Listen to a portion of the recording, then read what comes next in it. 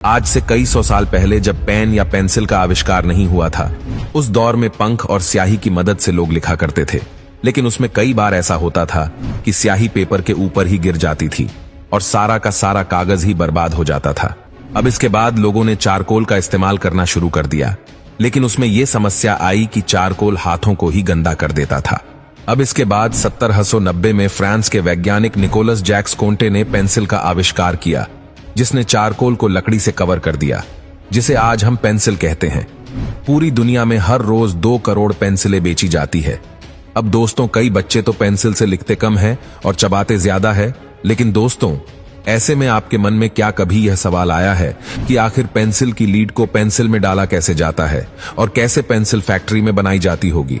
तो आइए हम पेंसिल बनने के पूरे प्रोसेस को देखते हैं। दोस्तों, पेंसिल बनाने के लिए सबसे पहले उसकी लीड पर काम किया जाता है, जैसे कि ग्रेफाइट, क्ले और पानी के साथ अच्छी तरह आपस में मिक्स करना।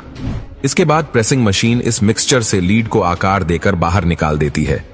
अब इसकी अगली प्रोसेस में लीड्स को ड्राई किया जाता है और फिर उन्हीं लिड्स को 1500 डिग्री पर पकाया जाता है ताकि ये सख्त हो सके। अब इन लिड्स को लिक्विड वैक्स में कुछ देर के लिए रखा जाता है और अगर कलर पेंसिल बनानी है तो फिर वैक्स या फिर क्ले में कुछ कलर डालकर उन्हें कलरफुल बनाया जा सकता है। अब दोस्तों, लिड्स बन के तैयार हो चुकी है, लेकिन प्रॉब्लम यह है कि अब हम इसे लकड़ी में डालेंगे कैसे? दरअसल पेंसिल तो सिर्फ उन्हीं लकड़ियों से बनाई जाती है जो कि बाद में शार्पनर से छील जाए और इतनी कमजोर भी ना हो कि हाथों में ही टूट जाए। और इसीलिए पूरी दुनिया में पेंसिल बनाने के लिए देवदार लकड़ी का इस्तेमाल किया जाता है।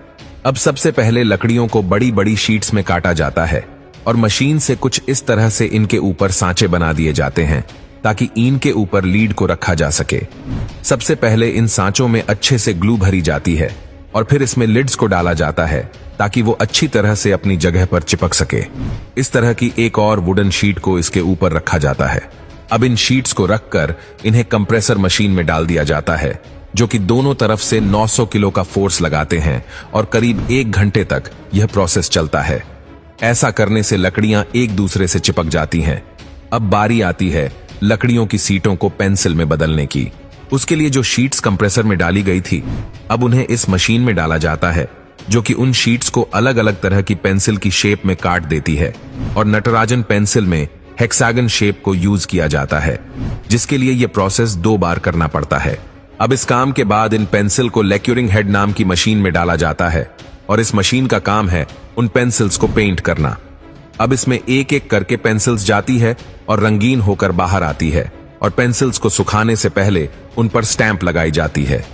अब पेंसिल बन के तैयार हैं, लेकिन कई बार आपने देखा होगा कि पेंसिल्स के ऊपर इरेजर भी लगी होती है।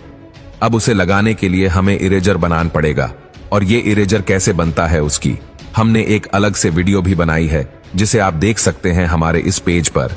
धन्यवाद।